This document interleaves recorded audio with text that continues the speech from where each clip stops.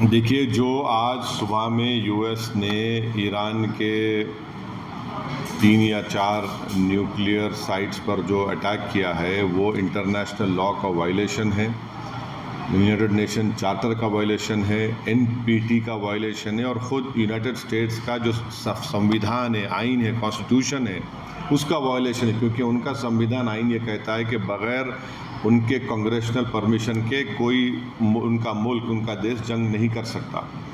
पांचवी बात यह है कि ये हमला करके यूनाइटेड स्टेट्स ने गज़ा में जो फ़लस्तीनियों का एथनिक क्लेंसिंग हो रहा है, जेनोसाइड हो रहा है, उसको कवर अप कर रहे हैं।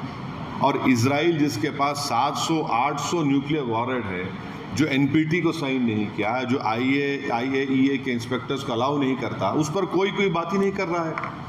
और छठी बात यह है कि मेरी बात लिख के रख लीजिए कि 5-10 साल में ईरान 90% यूरेनियम का एनरिचमेंट करेगा, 90% करेगा। अब नहीं रोक सकते ईरान को। ईरान एनपीटी से निकल जाएगा और एनरिचमेंट करेगा।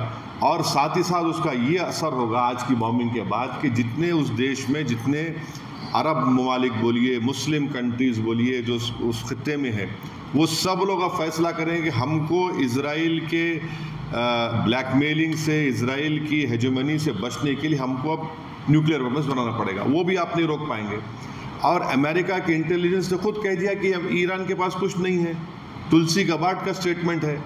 और सबसे अगर ये खित्ता, ये एरिया, अगर इसमें जंग शुरू हो जाएगी तो एक बात आपको समझने की ज़रूरत है कि 60 लाख से ज़्यादा भारत के नागरिक वहाँ रहते हैं। हमारे इंडियन कंपनीज़ का इन्वेस्टमेंट है वहाँ पर। वहाँ से हमारे नागरिक भारत को बहुत बड़ा फॉरेन एक्सचेंज भी जाते हैं। अनलाइक नॉर्थ अमेरिका के, वहाँ तो इनकम टैक्स भी नहीं लिया था उनसे।